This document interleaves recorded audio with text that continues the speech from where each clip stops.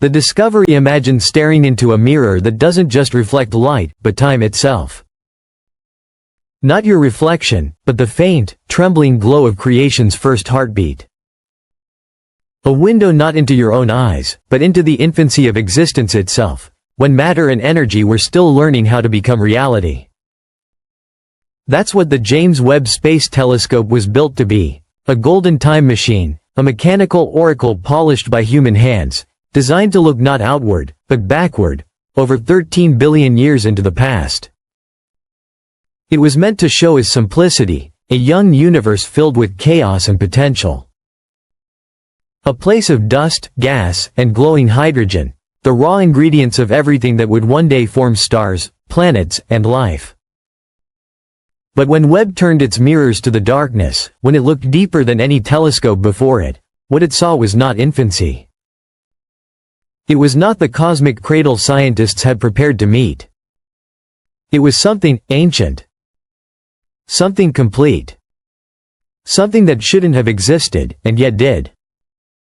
Instead of faint blurs and formless clouds, Webb captured entire galaxies, spirals of starlight swirling like fingerprints across eternity.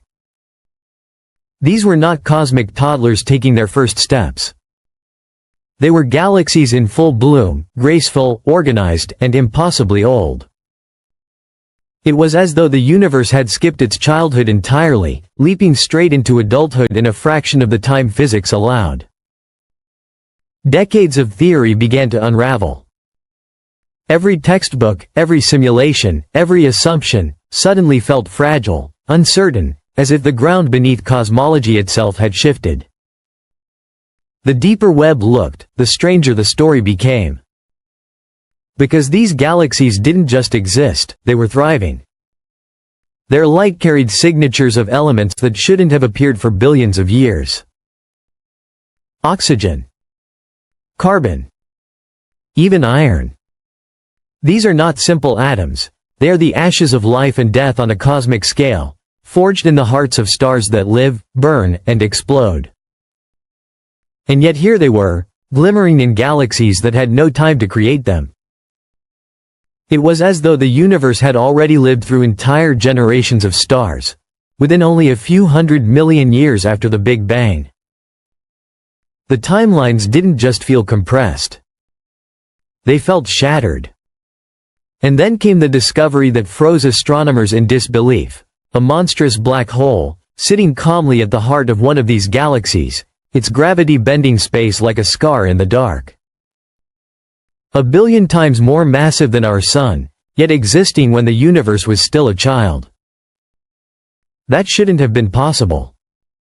Even with accelerated models of cosmic growth, there was simply not enough time for something so colossal to form. It was like discovering a full-grown forest in the middle of a field that had only just been planted.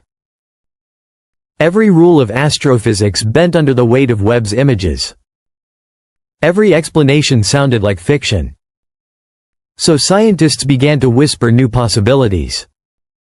Maybe these black holes weren't born from stars at all, but from the direct collapse of matter in the early universe. Maybe dark matter, the invisible substance thought to make up most of existence, played a far more aggressive role than we ever imagined. Maybe time itself flowed differently back then, warped and stretched in ways our physics cannot yet describe. Because what Webb was showing us wasn't just new information, it was a new reality. A universe that grew up too fast. A cosmos that broke its own rules. A creation that refused to wait for permission. And for the first time in modern science, astronomers found themselves staring not into the past, but into a mystery so vast, it made the beginning itself feel uncertain. What do you do when the universe stops following the rules? When everything you thought you knew about creation suddenly feels incomplete? For scientists, that realization arrived quietly, not in chaos, but in silence, as data from the James Webb Space Telescope began to whisper a truth no one expected to hear. Webb wasn't meant to break physics. It was meant to confirm it, to fill in the blanks of our cosmic story. Instead, it rewrote the story altogether. Because the universe it revealed wasn't patient or simple. It was fast, structured, and impossibly old, as if creation itself had been in a hurry. Galaxies that should have been primitive were mature. Stars that shouldn't exist yet burned heavy with metals. It was like reading the last chapter of a book before finding the first page. Suddenly, cosmology, once confident and precise, felt uncertain again. And so began a quiet revolution in thought. Some scientists whispered that dark matter, once seen as silent scaffolding, might be alive with purpose, weaving galaxies faster than light could measure. Others wondered if time itself once flowed differently, stretched, folded, or looped, allowing eons to pass in moments. And a few dared to ask, what if the universe never grew into order at all? What if it was born ordered, a perfect structure unfolding like memory, not evolution? As Webb gazed deeper, patterns began to appear, golden spirals, elegant ratios, familiar geometry repeating across galaxies. It wasn't chaos. It was choreography. The universe seemed to dance to a rhythm older than time.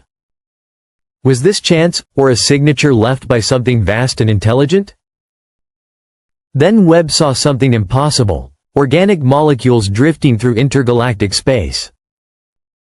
Complex carbon chains, the seeds of amino acids, floating through the dark for billions of years. If that's true, then life isn't rare. It's fundamental, a pattern written into existence. And then came the image that changed everything: 6 galaxies arranged like petals around a core. Perfect symmetry. Astronomers called it the flower. No lensing could explain it.